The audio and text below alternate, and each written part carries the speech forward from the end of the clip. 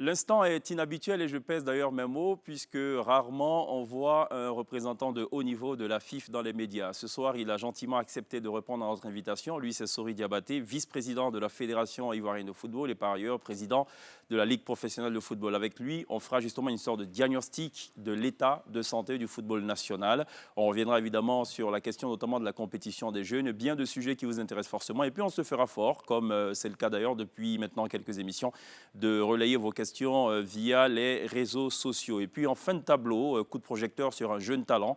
Il est notamment demi-finaliste de la première saison de The Voice Afrique francophone. C'est Le Flo qui nous reprendra d'ailleurs 2 titres connus sur la scène de la télé d'ici.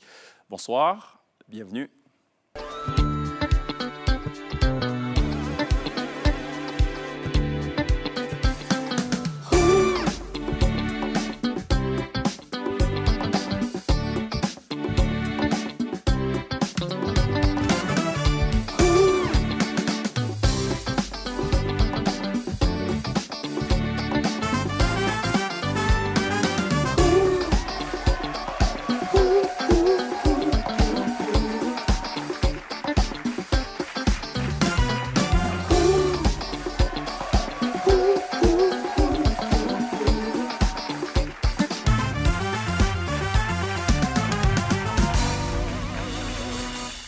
La télé d'ici, votre rendez-vous quotidien sur NCI, la nouvelle chaîne ivoirienne pour télé, vivre ou télévivre la Côte d'Ivoire dans tout ce qu'elle a de talent, dans tout ce qu'elle a de succès, mais également de sujets aussi graves. Il n'empêche, tout ce qui est supposé compter pour vous et pour nous est évidemment abordé dans la télé d'ici tous les soirs de 18h45 à 19h45. Ce soir, on parle football, totalement. On est avec Sori Diabaté, vice-président de la Fédération ivoirienne de football. Sori Diabaté, bonsoir. Bonsoir. Merci de répondre spontanément à l'invitation de la télé d'ici. C'est un plaisir pour moi d'être là. Et puis avec vous, on espère faire une sorte d'essuie-glace, une sorte de voyage panoramique de tout ce qui touche au football national. D'accord. Bonsoir Pierre Cess, ça va? Ça va, merci, Chèque. Très bien, ça va Pierre?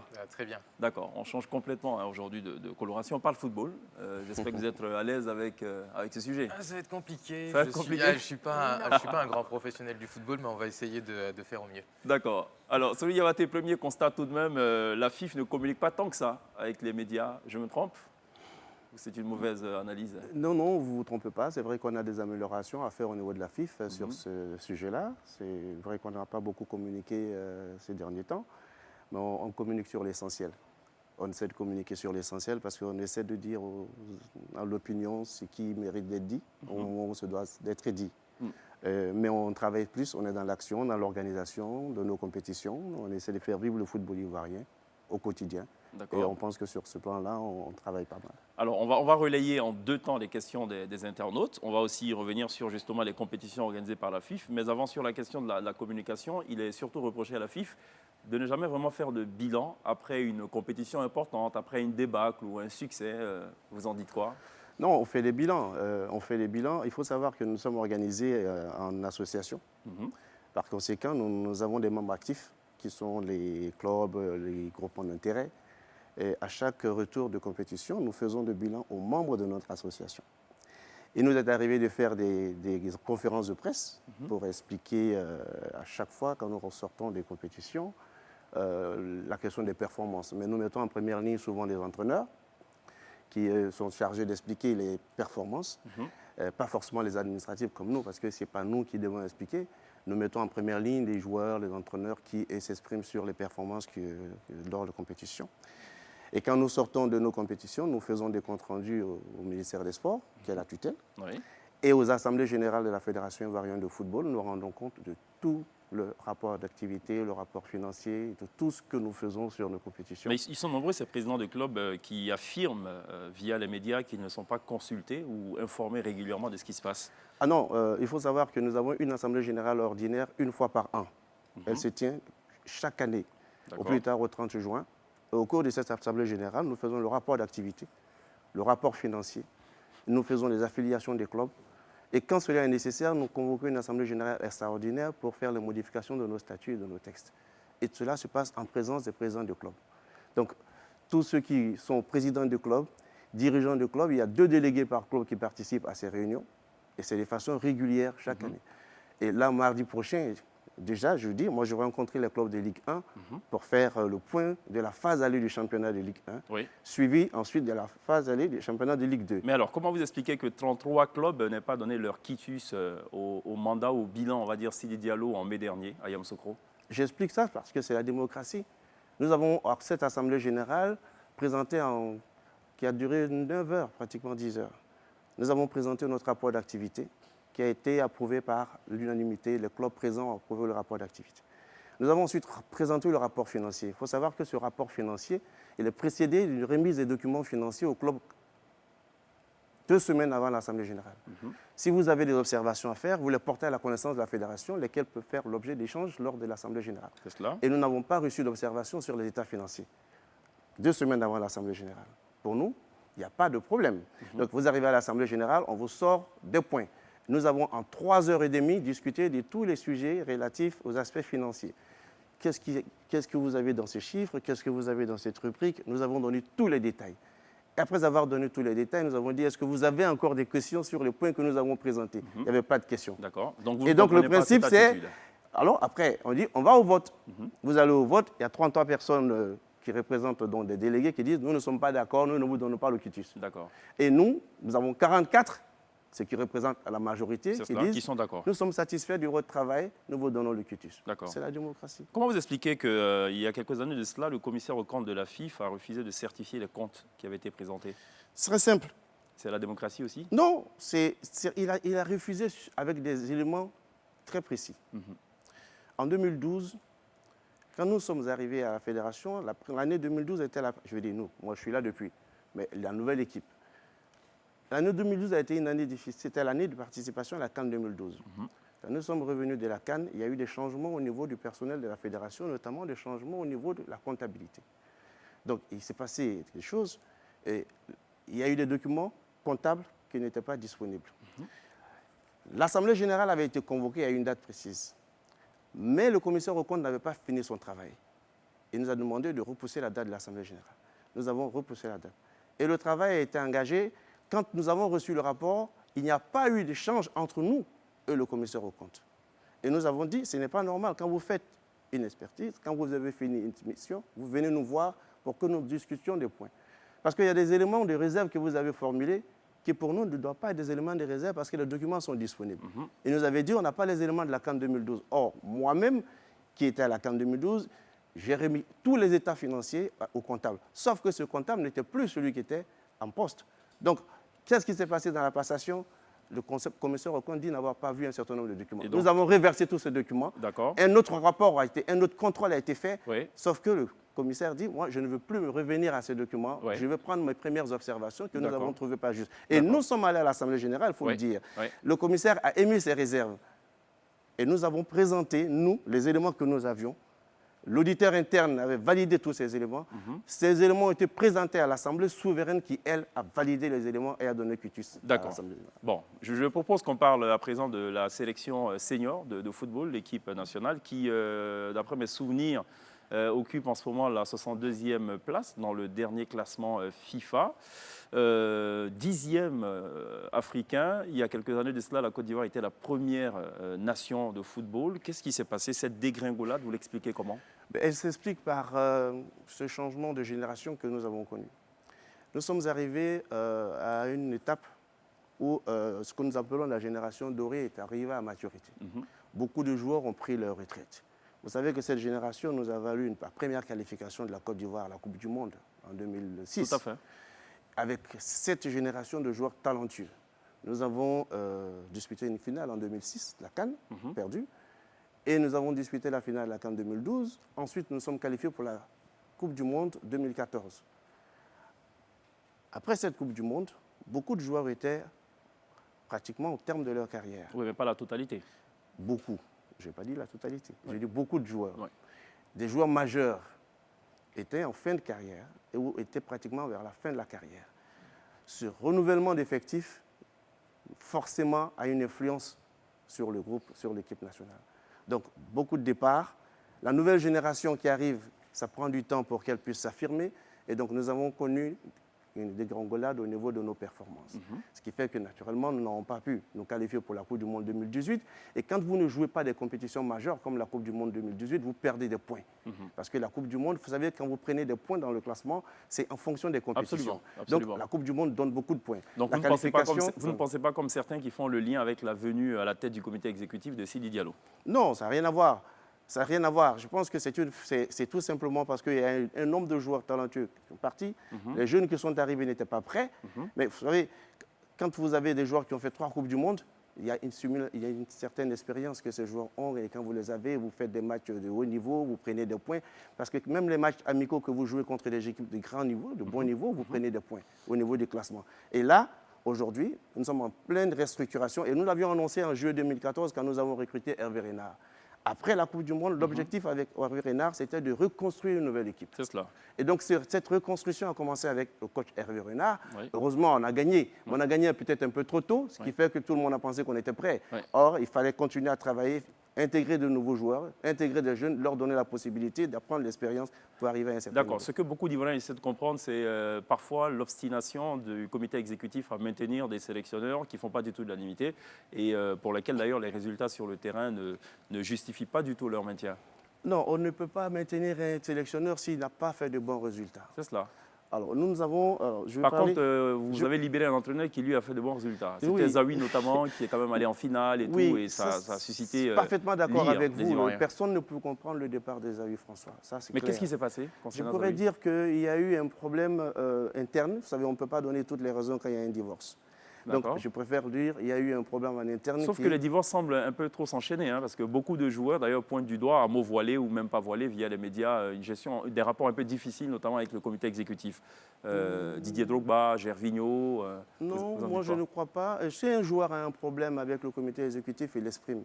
Nous sommes ouverts. D'accord. Donc rien n'a été exprimé ouvertement. Pour nous, nous n'avons pas de problème avec un joueur. Nous n'avons pas de problème avec Gervinho. J'ai lu sa dernière interview il n'y a pas longtemps. Il a dit clairement qu'il n'avait aucun problème ni avec le président Sidi Diallo, ni avec moi-même, ni avec un autre membre du comité exécutif. D'accord. On peut ne pas se comprendre sur un certain nombre de sujets, mais il n'y a pas de problème de fond avec les joueurs. Et nous faisons en sorte de ne pas avoir de problème parce que nous ouvrons toujours cette possibilité de discussion avec les joueurs qui sont pour la plupart nos jeunes frères, qui sont pratiquement.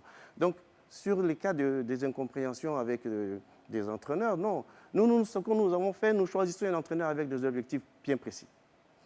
Si l'objectif est atteint, nous continuons. Si l'objectif n'est pas atteint, ben nous nous asseyons et nous discutons.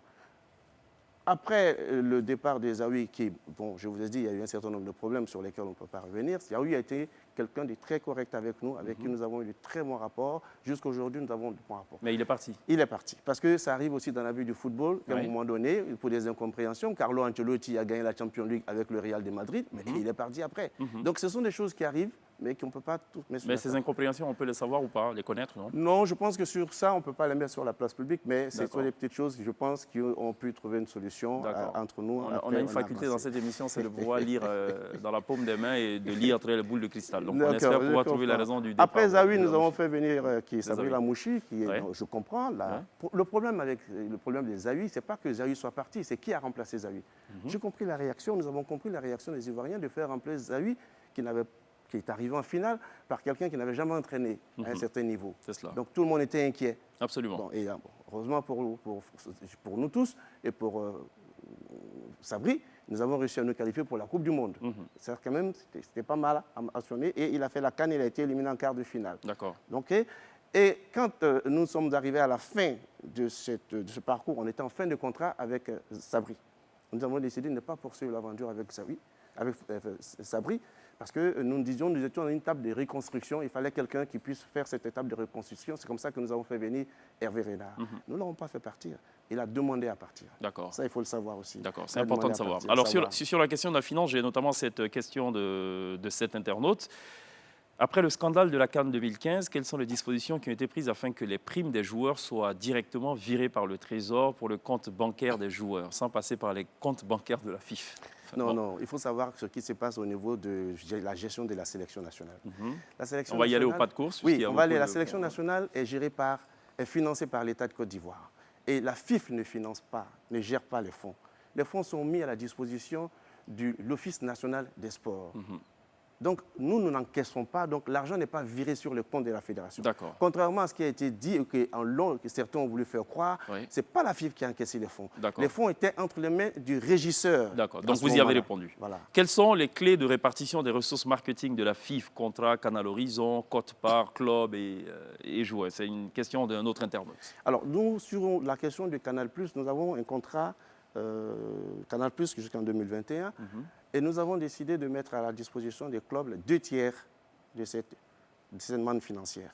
Donc les clubs, hier encore, ils ont reçu la deuxième tranche de leur dotation de la saison 2019-2020. Ça veut dire qu'ils ont reçu la totalité de la dotation qu'ils devaient recevoir sur le droit télé, Canal+. Donc ça, c'est clair. Alors mais nous avons aussi une clé de répartition sur les ressources additionnelles. Sur les ressources additionnelles que nous avons dans le cadre du sponsoring, nous faisons une répartition de 60% FIF, de 60% club et 40% FIF. D'accord. Donc voilà ce que nous faisons. Si aujourd'hui, au-delà de ce que le Canal nous donne, un annonceur vient nous voir, nous dit bon, je veux apporter le financement, je veux moi être sur les événements de la FIF, eh bien nous disons ok, le minimum que la FIF puisse avoir, c'est entre 40 et 50%. Donc ce que nous avons fait, c'est ce que nous présentons toujours. Aujourd'hui, nous respectons ce principe de répartition. Autre question en rapport avec ce sujet d'un autre internaute. Quelle est la part des sponsors dans le budget de la FIF? Aujourd'hui, notre budget... En proportion? En proportion, les sponsors interviennent à 20%. À 20%? Oui. Ah, seulement? Seulement. D'accord. Je crois que c'est Parce que les gens, on s'imagine que c'est la part la plus importante. Non, la part la plus importante du budget de la fédération aujourd'hui, c'est l'équipe nationale, ce sont les compétitions internationales et c'est l'État de Côte d'Ivoire qui contribue pratiquement à hauteur de 56%. D'accord. Le football national, on en parle, surtout. Alors, les compétitions de jeunes peinent à être mises en place. Je pense que ça a repris seulement l'année dernière. Comment vous l'expliquez? Alors, nous expliquons cela parce que d'abord, quand les compétitions de jeunes étaient subventionnées, étaient sponsorisées par une société, dont je ne dirai pas le nom, qui en 2006 s'est retirée carrément du financement. Donc, ça coûte beaucoup d'argent également. Et nous avons essayé, et donc pendant de 2006 jusqu'à un certain nombre d'années, on a arrêté complètement le financement de compétitions de jeunes. Et moi, au niveau de la ligue professionnelle, j'ai estimé que ça ne pouvait pas continuer comme ça. Et donc, j'ai lancé dans un premier temps le championnat élite jeune réservé aux équipes de ligue. Ce n'était pas sur toute l'étendue du territoire. Parce que si vous voulez prendre toute l'étendue du territoire, c'est compliqué. Donc, ce que nous avons fait cette année, c'est de relancer le championnat élite jeune après avoir mis en place un groupe de travail. Après l'Assemblée générale du 25 mai dernier à Yamoussoukro, nous avons décidé de mettre en place un groupe de travail composé des dirigeants du club et d'acteurs du football qui ont mené la réflexion, qui sont arrivés à dire, écoutez, relancez le championnat élite jeune. Ouvrez-le aux équipes d'élite dans un premier temps. Donc, dans un premier temps, nous avons ouvert le championnat d'élite des jeunes de moins de 17 ans aux jeunes de moins de 17 ans de la Ligue 1 et certains clubs de la Ligue 2. Nous avons 24 clubs aujourd'hui qui participent à ces compétitions à Abidjan.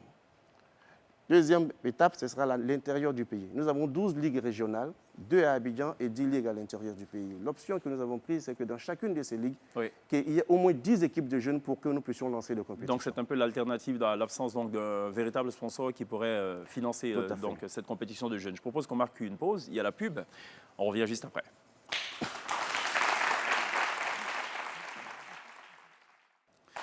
Télévivez la Côte d'Ivoire tous les soirs de 18h45 à 19h45 sur NCI, la nouvelle chaîne ivoirienne. On est toujours en compagnie de Sori Diabaté qui nous fait la gentillesse de nous accompagner tout au long de cette émission consacrée ce soir au football ivoirien. Quand on dit football ivoirien, on parle aussi football national.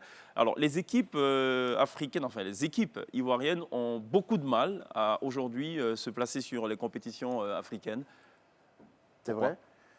C'est vrai parce que la dernière équipe, il faut le dire aussi, oui, mais c'était sous le mandat de Sidi Diallo. Il faut savoir qu'on n'avait jamais joué une finale de Coupe d'Afrique, de club, depuis 1999.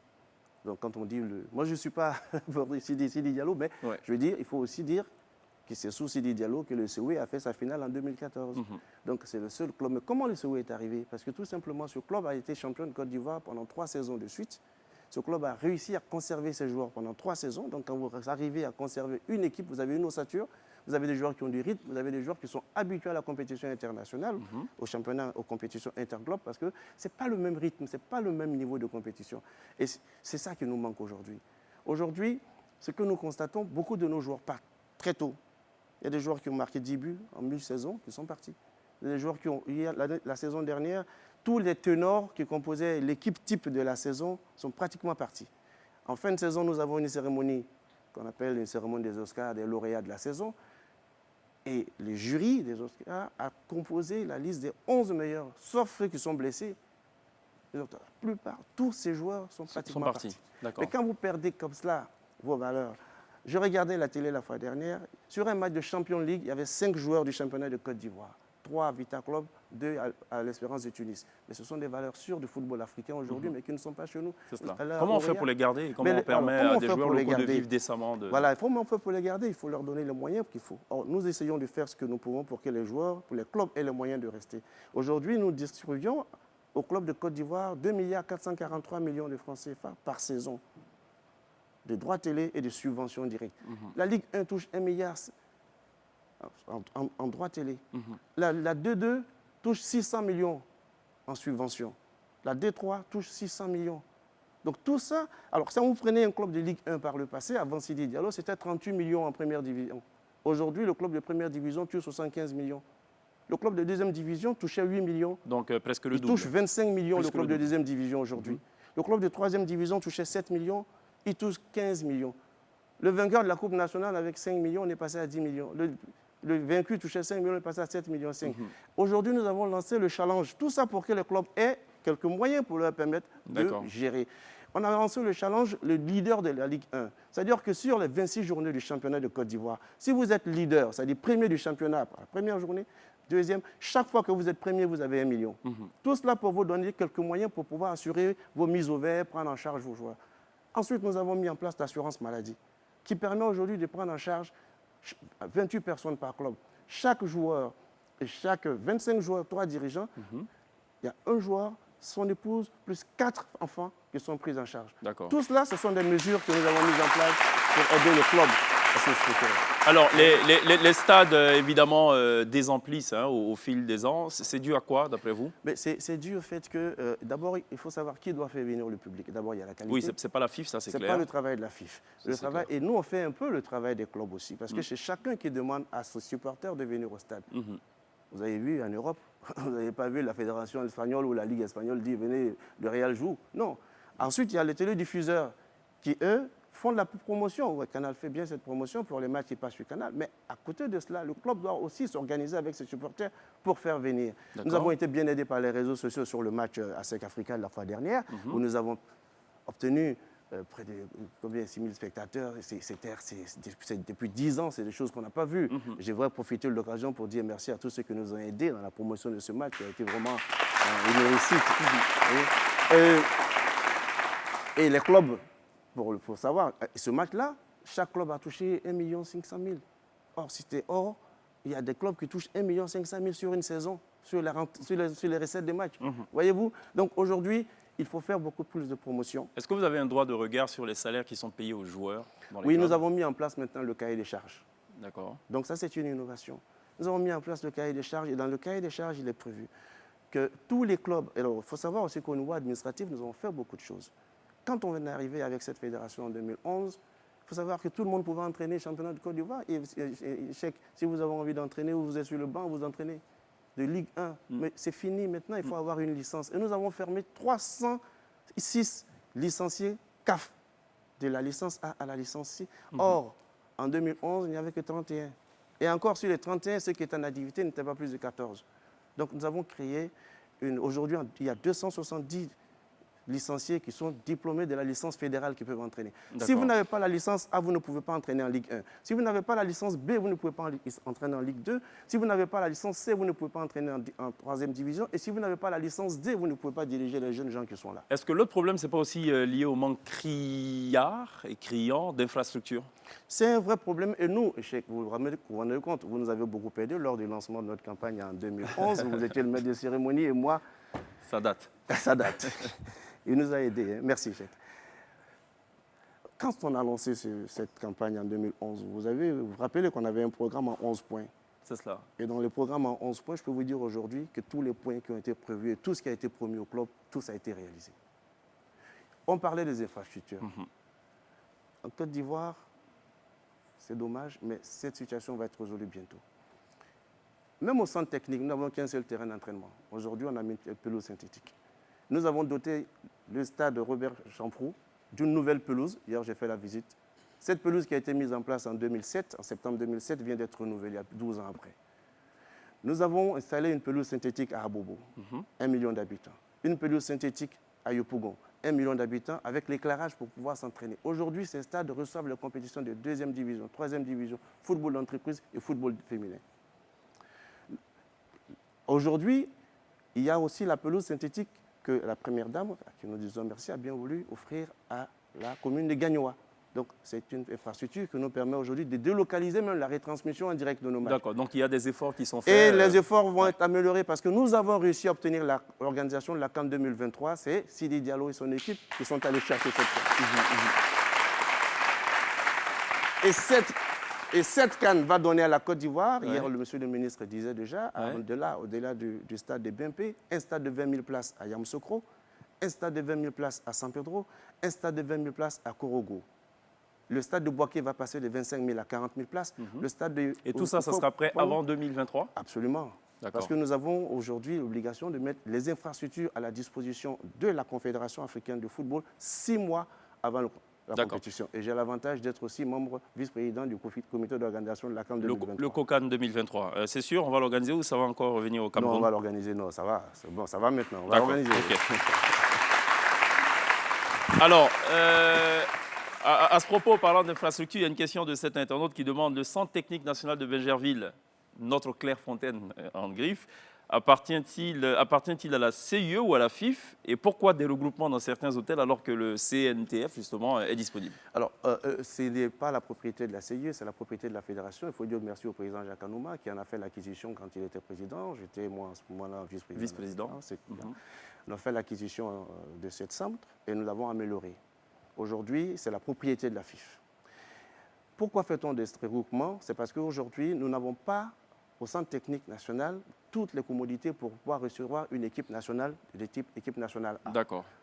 Voilà, c'est pour cela que nous allons encore. Parce qu'aujourd'hui, un regroupement de l'équipe nationale, c'est 23 joueurs, c'est une quinzaine de dirigeants. Or, nous n'avons pas, aujourd'hui, le nombre de chambres que nous avons ne permet pas de recevoir tous les joueurs là.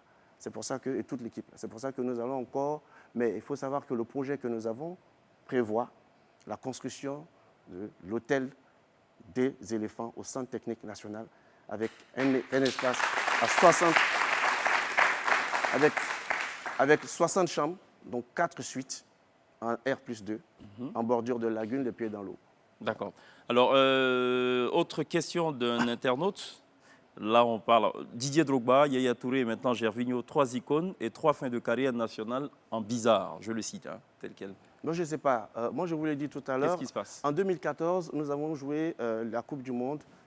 Et après 2014, nous avons décidé de reconstruire l'équipe nationale. Nous n'avons chassé aucun joueur de la sélection nationale, ça que vous le sachiez. Hervé Renard est arrivé, nous lui avons mis à disposition toute l'équipe et il avait carte blanche.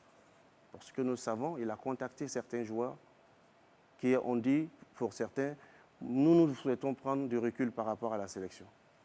Sans donner de raison? À nous, ils ne nous ont pas donné de raison. Didier Drogba, je crois qu'il a évoqué une question de manque de confiance. Oui, mais moi je dis, si vous avez un problème, ça fait 12 ans que vous travaillez avec une fédération. Oui.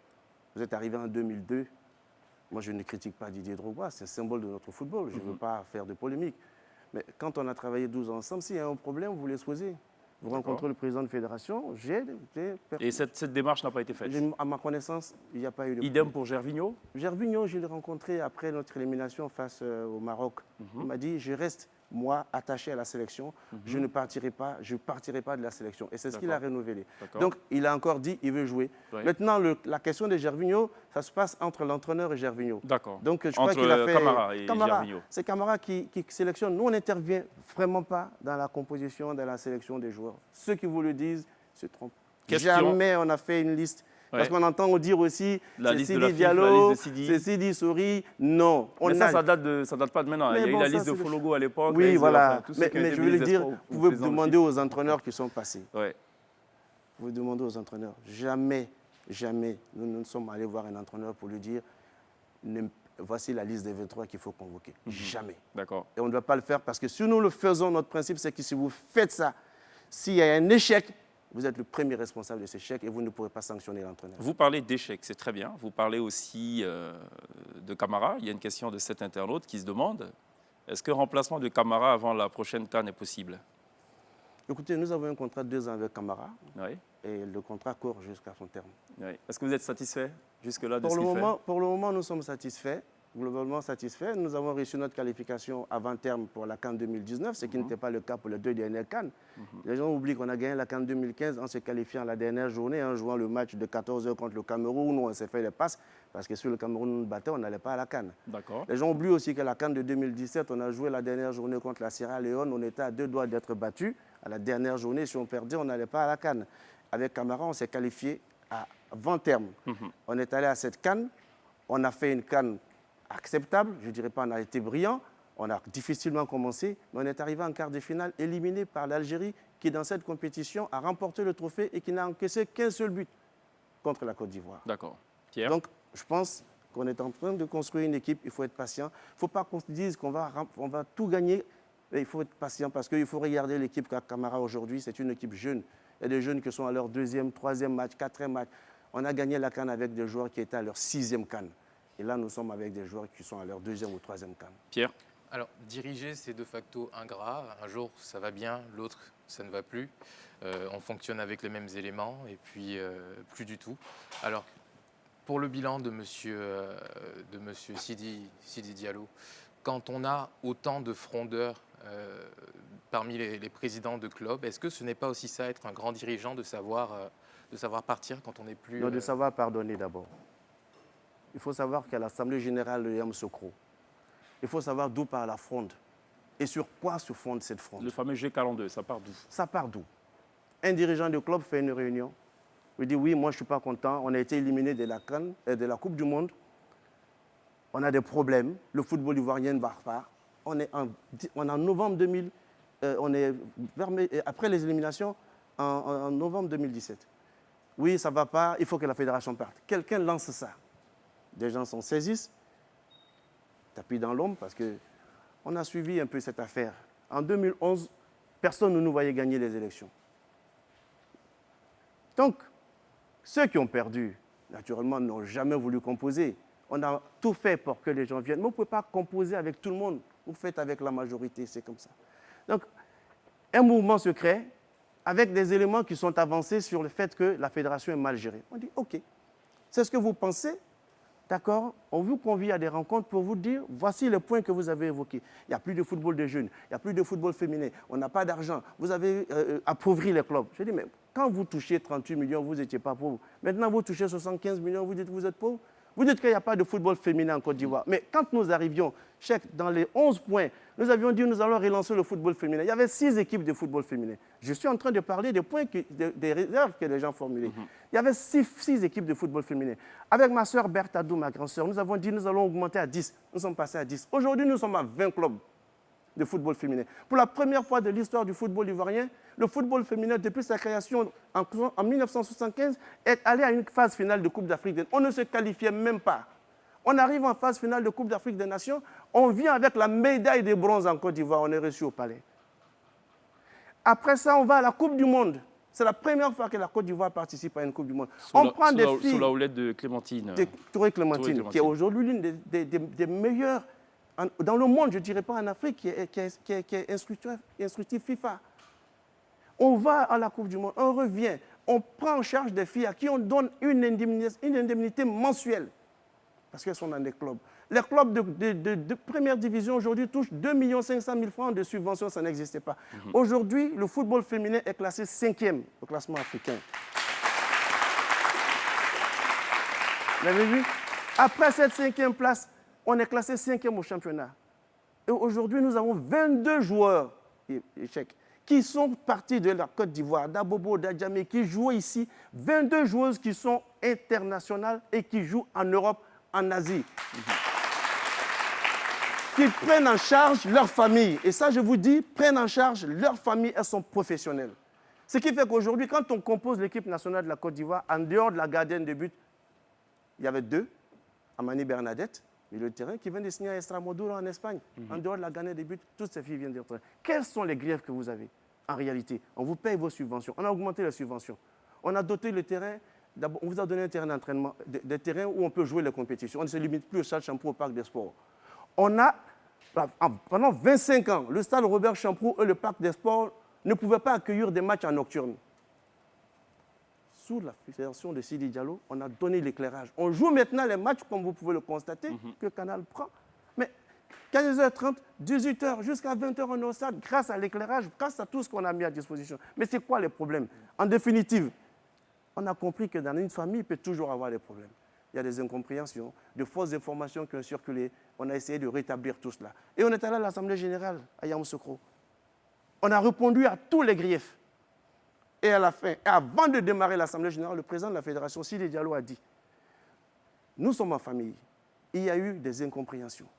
Mais nous avons quand même encore, Dieu merci, la chance de nous retrouver. » C'était la première assemblée où il y avait la totalité des membres actifs, 100%. Il n'y avait aucun membre absent. Alors je vous demande pardon. Il a dit « Je vous demande pardon à tous. Je suis un peu le père. Je suis responsable à mon niveau de tout ce qui s'est passé. Je demande pardon. Travaillons ensemble. Très bien. Je propose qu'on marque une pause pour une découverte, tiens, celle de Pierre. On va parler des peñas ou des peñas, comment ça se prononce? Peñas. Alors aujourd'hui, on va parler des peñas. Et qu'est-ce que c'est une peña? Eh bien, c'est un club de supporters du FC Barcelone, les Blaugrana, le fameux club espagnol, l'un des plus grands au monde.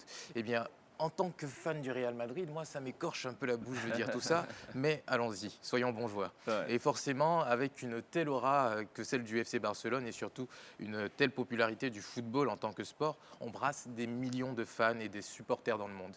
Et certains de ces supporters sont beaucoup plus actifs que d'autres et participent activement à la vie du club. Et ces supporters vont se regrouper dans ce qu'on appelle les peñas. Donc en Catalogne, en Espagne, et les régions proches, c'est 698 peñas. Le reste de l'Espagne, 689. Et dans le reste du monde, 101 peñas. Alors, être une peña, ça a ses avantages, comme pour tout club de supporters. Donc, acheter un certain nombre de places pour des matchs, avoir des réductions. Eh bien, en Côte d'Ivoire, il y a une peña qui vient de naître. Donc, le fan club du FC Barcelone basé ici a officiellement été reconnu par l'instance dirigeante du club après 3 ans de galère, 3 ans de démarches, de vérifications et de formulaires à n'en plus finir. Donc, parmi les grands rendez-vous de l'année pour une peña, eh bien, on retrouve la Trobada Mundial des Peñas, un moment de réunion pour toutes les peñas du monde que je suis sûr la peña d'Abidjan ne voudra manquer sous aucun prétexte. D'accord, très bien. Merci Pierre pour ce clin d'œil, sans transition. Alors, Princesse qui choisit aujourd'hui de nous parler de réseaux sociaux et de narcissisme. Évidemment, c'est 2 vocables qui vont de pair. Hein. Réseaux sociaux, narcissisme. Elle va nous en dire un peu plus. Alors, Princesse? Donc oui, j'ai choisi de parler de narcissisme parce qu'on est tous accrochés à nos téléphones. Et je voulais savoir quel type de narcissique vous êtes. Donc, je vous ai donné des tests à vous 3. À nous 3 oui, à vous 3. Et normalement, on a un magnéto pour cela avant que je lise le résultat des tests. Ça marche. OK, on regarde. On constate un engouement pour le fait de poster, mais surtout pour avoir le plus de likes possible. On n'échange plus les numéros de téléphone, on se suit sur les réseaux sociaux, devenant nous-mêmes un numéro pour faire augmenter le nombre de followers et booster les égos de ceux qui nous ajoutent. Les réseaux sociaux ont véritablement modifié nos habitudes de communication, de consommation et même de partage. En 2013, le Time Magazine appelle cette nouvelle tendance « Me, Me, Me Generation », la génération « Moi, Moi, Moi ». Se mettre en avant, parler de soi, s'afficher, s'exposer pour un but, un seul, susciter de l'intérêt. Cette soif de reconnaissance ne conduirait-elle pas à un storytelling narcissique ? Je poste, donc je suis. Affirmation de soi, personal branding ou encore distinction sociale, les réseaux sociaux sont une vitrine d'exposition dont nous sommes comme les principaux sujets. Comme un miroir, ce reflet de nous-mêmes a réveillé pour plus d'un le narcisse qui sommeille en nous. Partager son journal intime au monde est devenu quelque chose de banal, que ce soit un restaurant luxueux, des vacances paradisiaques ou encore les derniers gadgets à la mode, on veut tout montrer. Produire du contenu pertinent à la quête de likes, faisant rêver tous ceux qui regardent les différents fils d'actualité ou stories. Un besoin de validation, de distinction pour montrer aux autres ce que nous possédons économiquement, culturellement et socialement. Lumière, angle et filtre, rien n'est laissé au hasard. Let's take a selfie. est devenue une phrase culte. Les likes sont devenus une récompense, d'ailleurs, qui provoque dans notre cerveau un petit shoot de plaisir. C'est cette petite dose quotidienne de dopamine. La dopamine, cette hormone sécrétée par notre cerveau, à l'origine du plaisir qui nous rend tous addicts. Alors, narcissisme, réseaux sociaux. Donc, quel type d'accro des réseaux sociaux êtes-vous? Pierre s'est prêté au jeu et donc Pierre, après les réponses du test, est un extraterrestre. Vous n'êtes Ça veut dire quoi ça? Pourquoi? absolument pas fan des réseaux sociaux. Si vous deviez choisir une époque, vous n'auriez certainement pas choisi le 21e siècle. Le monde autour de vous n'a pas à savoir ce qu'il se passe dans votre vie. Ouais, je Vrai ou partage, faux? je partage pas mal, mais surtout des photos de boulot. Enfin, on est dans la com, donc ouais, la télé d'ici, plus souvent, plutôt que ma vie personnelle. Alors, si vous allez un peu sur la page de Pierre, c'est un petit peu boring. C'est ennuyant. Ennuyeux. Il n'y a rien d'ennuyeux, c'est... Ouais, bon. D'accord. Pourquoi il n'y a pas de selfie et tout? Ouais, non, Pas beaucoup. c'est pas... Et monsieur Diabaté s'est aussi prêté au jeu. Ah bon? Oui, Sorry, vous avez un compte Facebook? Avec insistance. Avec insistance. Même Même pas menace. Pratiquement de force. Hein. Ah, pratiquement. Bon, d'accord. Et ça Alors, donne quoi les résultats? résultat, vous êtes normal, rassurez-vous. Vous avez conscience que les réseaux sociaux existent et ils vous servent pour discuter ou échanger. Seulement, si l'occasion se présente, votre smartphone restera au fond de votre sac.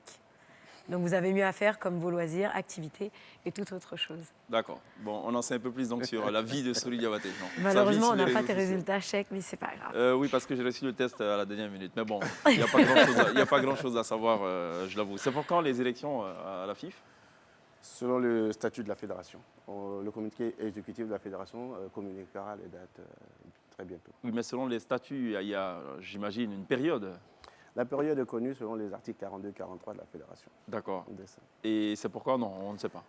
Non, on ne sait pas. Pour le moment, on ne sait pas, on vous le dira. D'accord. Ça sera Bientôt. cette année ou? Ça peut être cette année. D'accord. Ça dépend de qui, en fait? De l'Assemblée générale? Ça dépend de nous, membres du comité exécutif, et nous aussi, ça dépend de nos textes. D'accord. Est-ce qu'on ne va pas vous taxer? Je n'ai pas envie de justement rentrer dans le... Est-ce qu'on va pas vous petit- taxer? Est-ce qu'on va pas vous taxer justement de reporter s'inédier ou alors Ah, de non, non, retarder? non. Vous savez, nous sommes un peu des enfants des élections. Moi, pour ma part, j'ai Ouais. commencé les élections du football en 1998, D'accord. avec le président Anouma, Ouais. en 2002, 2006, 2011. On est dans les élections, donc on ne peut pas refuser d'aller à des élections. Ce n'est même pas imaginable. Mhm. Donc, quand vous avez fini de travailler, faites votre bilan, vous soumettez cela, et D'accord. puis après, d'autres personnes qui veulent diriger la fédération peuvent faire acte de candidature. Vous serez candidat ou pas? Non, nous, on ne fonctionne pas à la personne. D'accord. On Mais Soli fonctionne- Diabaté Non, sera-t-il Soli candidat Diabaté- ou est-ce qu'il va mener une liste? Sori Diabaté ne peut pas se prononcer sur cette question aujourd'hui. Parce que tout simplement, nous fonctionnons dans un système. Ouais. Nous analysons les besoins du football ivoirien. Ouais. Voilà comment moi j'ai commencé à fonctionner depuis des années. D'accord. Après, vous vous asseyez, vous dites, voici aujourd'hui ce qu'il faut pour le football ivoirien. Quelles sont les actions que nous pouvons mener pour que ces préoccupations soient prises en compte? Dès que vous avez cerné toutes ces questions, Oui. qui a le meilleur profil Ouais. pour pouvoir diriger? Et ensemble, nous disons, tel a le meilleur profil, alors nous allons pour telle personne. La politique s'est invitée à la FIF ou pas? Parce que vous parlez bien comme un politicien. Non, je ne fais pas la politique, je fais la politique du foot. La politique du foot, d'accord. Donc on ne saura pas si Soli Diabaté est candidat. Non, ça, En tout cas, pour ce qu'on entend dans les bruits de couloir, c'est que Soli Diabaté a été préparé depuis plusieurs années à la présidence de la FIF, depuis Jacques Anoma à aujourd'hui. Mais bon, on ne sait pas s'il sera candidat ou pas, on le verra. Vous pensez quoi des autres candidatures J'ai pas de dévoilées, candidature, j'ai pas de révélées, candidature. Drogba Non, ou je Kalou veux pas me- Bonaventure? Je ne veux pas me prononcer sur une D'accord. candidature ou une intention de candidature. D'accord. Je propose qu'on marque une pause. Il y a la pub, on revient après.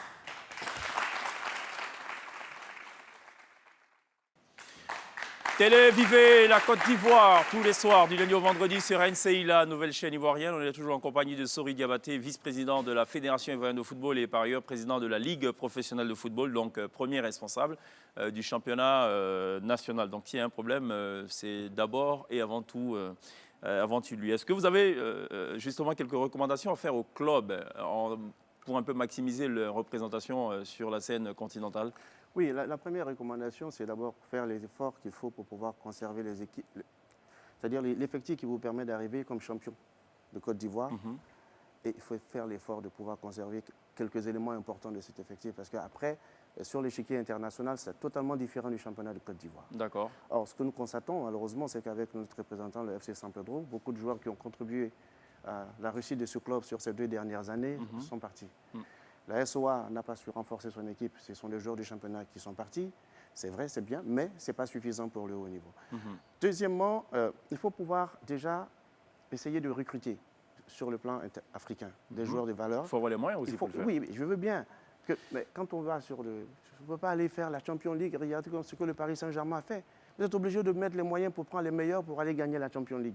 Donc il faut au moins trouver, on ne dit pas tout l'effectif, mais il faut déjà trouver à des postes clés. D'accord. Aujourd'hui, il nous manque des buteurs parce qu'on nous prend chaque saison notre meilleur buteur. D'accord. Donc il y a cela. Et ensuite, il faut faire le travail de formation, ce qui s'est fait là avec les jeunes. Oui. Parce que quand vous ne pouvez pas trouver l'oiseau rare derrière, Oui. vous pouvez trouver des jeunes qui ne vont pas partir tout de suite parce qu'ils ont l'identité du club. J'allais justement poser une question sur le système de détection mis en place, ce notamment que- par la DTN. Oui, alors, ce que nous avons fait, c'est de pouvoir déjà faire avec, détecter les jeunes gens, les mettre dans le centre d'excellence de la Fédération ivoirienne de football. Je salue donc au passage M. Kassi Kouadio Lucien qui est là, qui m'accompagne, qui est un des encadreurs techniques que nous avons recruté pour pouvoir faire ce travail de détection qui va passer ensuite au centre d'excellence. D'accord. Et ensuite, ils vont être préparés à la compétition. Et nous allons donc, après, les engager dans les compétitions africaines des jeunes. C'est ce que nous avons fait en 2012 avec des jeunes que nous avons pris, qui sont passés entre les mains de Kamara Ibrahim. Il les a façonnés. Et il est arrivé à gagner la Coupe d'Afrique des cadets. Parce qu'il faut savoir que la Côte d'Ivoire n'avait jamais remporté une Coupe d'Afrique des jeunes. Et c'est le premier trophée ivoirien, c'est sous l'ère Sidi Diallo, avec les cadets qui ont remporté la Coupe d'Afrique en 2013 au Maroc, dont Franck Kessié, Angoma Victorien, Habib Maïga sont aujourd'hui dans leur processus normal en équipe nationale A. Et pour ceux qui sont encore quelque peu en retard, Ismaël Diallo, le capitaine des U23, qui vient de se qualifier pour les Jeux Olympiques, Parfait. c'est toute cette génération-là. Bien Donc, noté. c'est avec les jeunes qu'on peut Je réussir. propose qu'on marque une pause. Dans cette émission, il y a ce que nous on appelle le self-interview. En fait, c'est une interview qui est faite avec un téléphone portable en mode selfie. C'est mené par Gliss et ce soir, elle est avec Flame. On regarde, on revient juste après.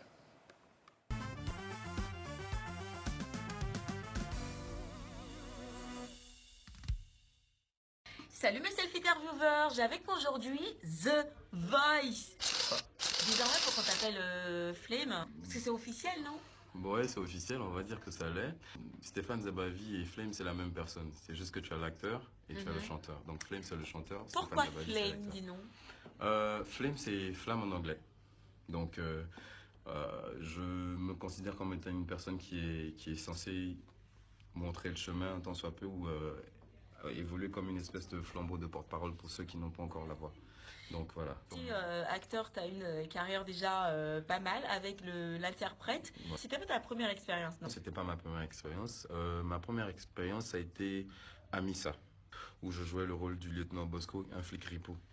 Donc voilà, après ça, il y a eu... Un joli flic ripou. Merci. Après ça, il y a eu Hopeland, qui a été lauréat du Clap Ivoire International 2015. Et c'est après ça qu'il y a eu l'interprète. Voilà. Est-ce qu'on peut dire que c'est l'interprète qui t'a ouvert aujourd'hui les portes de Nollywood? Dans tout ce qui m'arrive, il y a la main de Dieu. Parce que j'ai effectué un voyage au Nigeria pour un repérage dans un premier temps. Je suis sur un projet en ce moment qui est piloté par des Nigérians.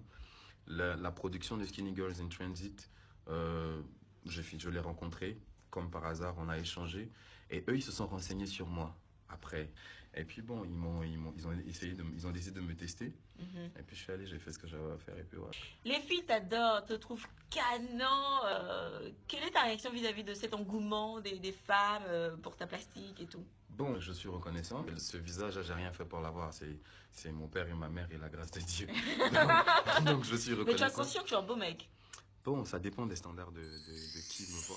On dit la beauté est dans l'œil de celui qui la voit. Donc, Mais quand tu te regardes dans le miroir, tu te trouves pas beau?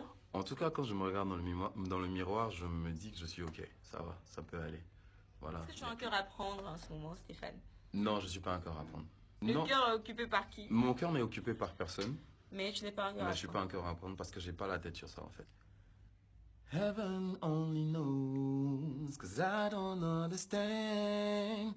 Won't you tell me please, what's the master plan? Since so many days, living in a lie. Heaven only knows, 'cause I don't understand.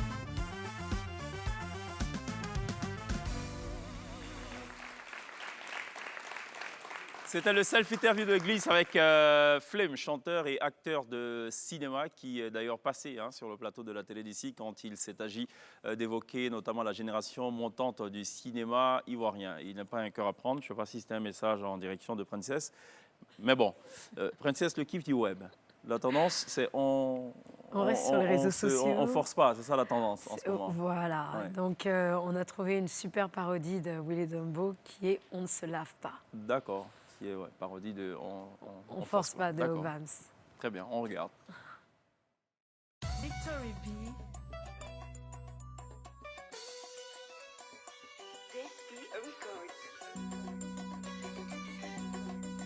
Andy et mes pommades, qu'il fait mon malin. Andy, je me suis pas fumé, c'est pour ça qu'il fait mon malin. Andy, il fait trop fort au quartier, on dirait c'est pas Babi. Mais moi, il voit pas, météo véquine, il me lave pas.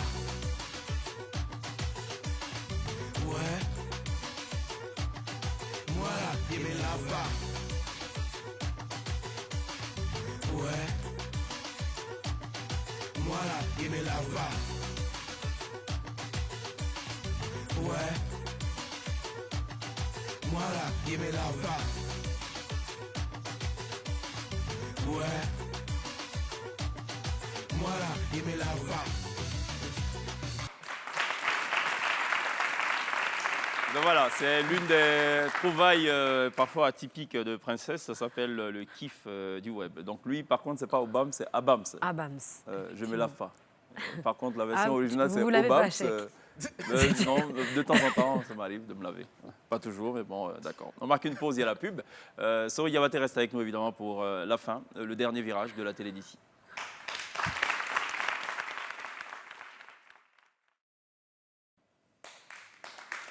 Retour sur le plateau de la télé d'ici, consacré ce soir donc au football. On a beaucoup de plaisir, on l'a dit, à recevoir Sori Diabaté, vice-président de la Fédération ivoirienne de football. Et cette question d'ailleurs d'un internaute qui se demande est-ce qu'on peut avoir un update du projet initié avec Jean-Marc Guillou concernant la formation et la mise sur pied d'un championnat de jeunes? Bien, écoutez, ce que je peux dire, c'est que nous avons fait venir Jean-Marc Guillou pour vraiment commencer la formation à la base.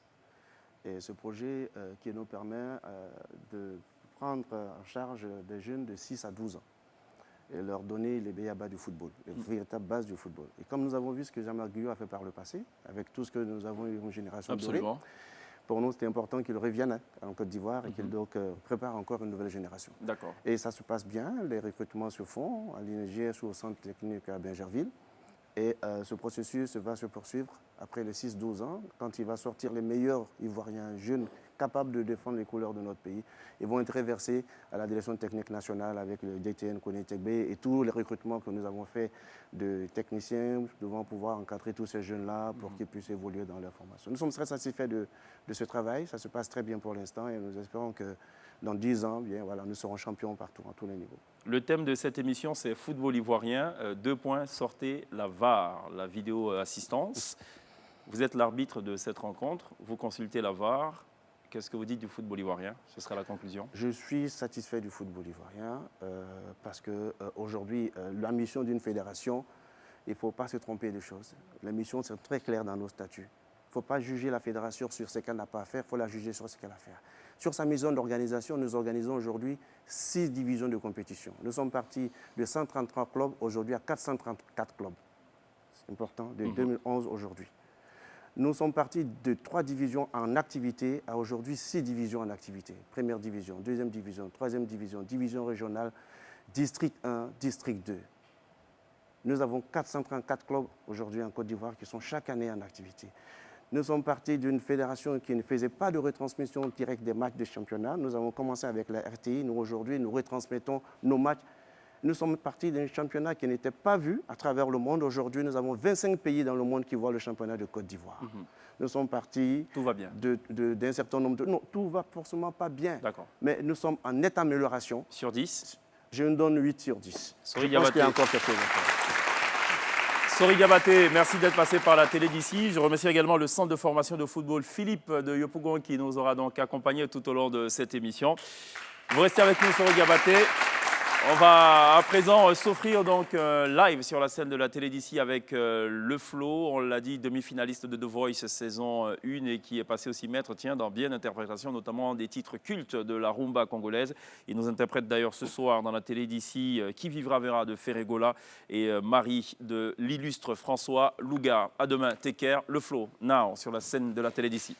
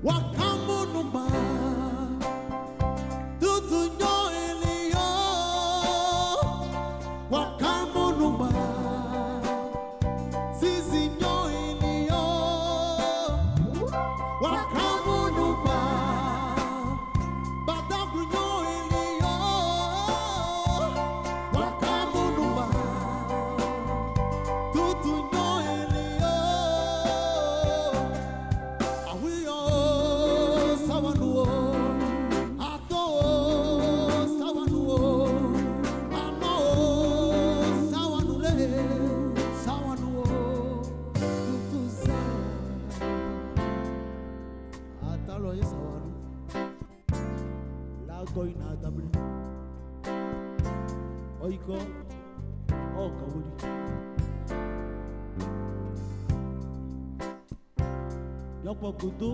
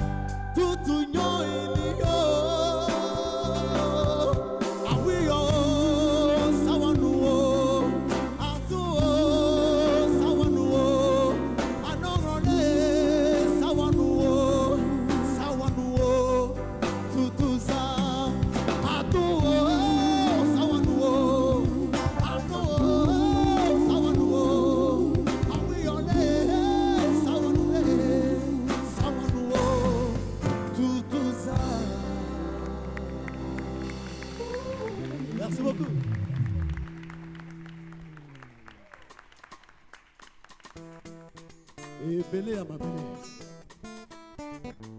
qui vivra verra. Seul Dieu a le dernier mot, personne ne connaît le futur de l'autre. Yoka Romanouai, Manazali de Floyezan. Angana koma konyo komangana koma kosamo zanzote. Ngai mobali kitoko boye na koma mongamba ya bato. Tango na bimaka na nakoma toba ebenga na kei koluka ye nzoka na kendeke kosenga kozonga na buto ya pamba matoma koma kotuna ngai yango yo utaka wapi ye nalobaka na bango we nasani mosangi susi komi kosala ngai basi mingi na motema makanisi etoyela ngai nakende kosimba takisi bongo nga nazali komona kisi ezali na ntina moko te nakonzela epai ya nzambe oyo kumelaka les ordres café de la peau noire ndeko na ngai baponaka elia Bertrand Cabrice baweyo bawelaka bi apresi tala basukaka nze na nzela ngai malembe tie nakokoma ye vi ya mwana mobali ezalaka nango se bongo we evanaka na mpasi esukaka ngo na bisengo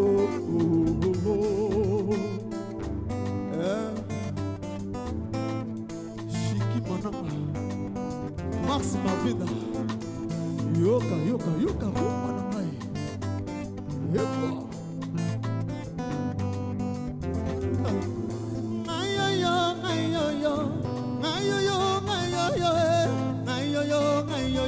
Ngaina samali kolo ya bongo e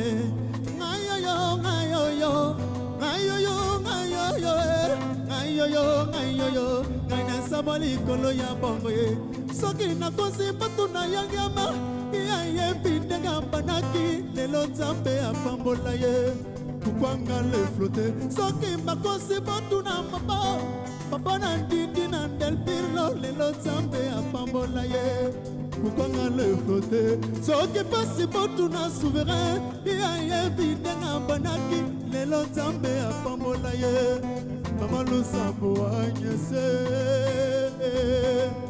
oyo vumelaka mamudani matebe baloba na maradio masala bakamba na mabe nyonso babebisa mina ngai ye mpe nazali lokola ngai oyo vumelaka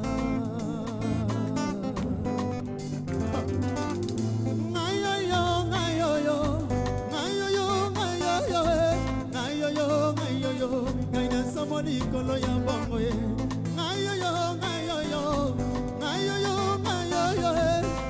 ngayoyo kanyasamo likolo ya bongo ye anga nakoma konyoko manga nakoma kosambwiza nzoto ye ngai mobali kitoko boye nakoma mongaba ya bato ntango nga nabimakanga nakoma toba epinga nakei koluka ye soka nakendeke kosenga kusunga na butu ya pambara bato makoma koto na ngai yango yo utaka wapi ye nalobaka na bango we nazali mosangi susi ekomi kosala ngai basi mingi na motema makanisi ekoyela ngai nakende kosimba takisi bongo nga nazali komona kisi ezali na ntina moko te nakonzela epai ya nzambe oyo umelaka. Merci beaucoup.